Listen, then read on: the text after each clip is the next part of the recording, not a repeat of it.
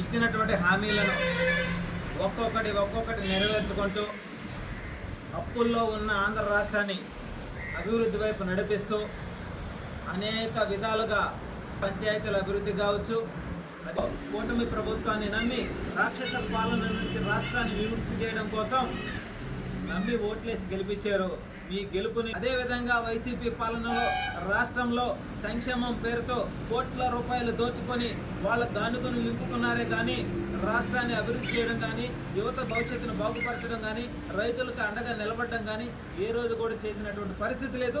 ఏ రోజు కూడా ఈ విషయాల మీద దృష్టి పెట్టినటువంటి పరిస్థితి ఆనాటి జగన్మోహన్ రెడ్డికి లేదు.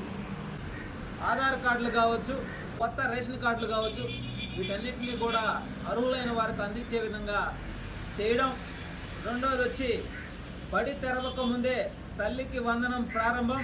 జూన్ 12 నుంచే ప్రతి విద్యార్థికి ఏడాదికి 15,000 రూపాయల చొప్పున 9,407 కోట్ల రూపాయల నిధులని మన రాష్ట్ర ప్రభుత్వం కేటాయించడం నిజంగా చాలా ఆనందకరమైన విషయం. ఎందుకంటే రాష్ట్రం అప్పుల్లో ఉన్నా సరే ఇచ్చినటువంటి హామీలను ప్రతి పేద బిడ్డకు అందే విధంగా, అర్హత ఉండే విధంగా, ఎంతమంది బిడ్డలుంటే అంతమంది బడికి పోయే విధంగా ఈ యొక్క పథకాన్ని రూపొందించడం ఎంతో శుభసూచకం.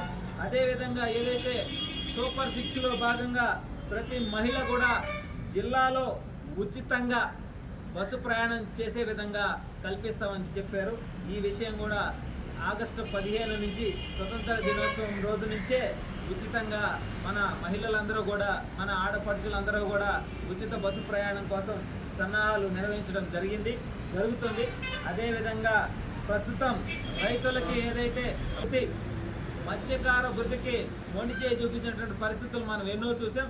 కానీ కూటమి ప్రభుత్వం మత్స్యకారులు వేటకు వెళ్ళలేని సమయాల్లో వాళ్ళకి 20,000 రూపాయలు ఇస్తామని చెప్పడం, అదేవిధంగా 20,000 రూపాయలు కూడా కేటాయించడం జరిగింది. విద్యార్థులకు ఇచ్చేటువంటి బ్యాగు పైన సర్వేపల్లి రాధాకృష్ణన్ గారి లోగోతో ఆ యొక్క బ్యాగులని మన కూటమి ప్రభుత్వం పంపిణీ చేయడం నిజంగా చాలా ఆనందంగా ఉంది. ఎందుకంటే సర్వేపల్లి రాధాకృష్ణన్ గారు మొదట ఉపరాష్ట్రపతి, రెండవ రాష్ట్రపతి, ఉత్తమ ఉపాధ్యాయుడిగా ఆయన ఎన్నో సేవలు దేశానికి అందించాడు. మరి అటువంటి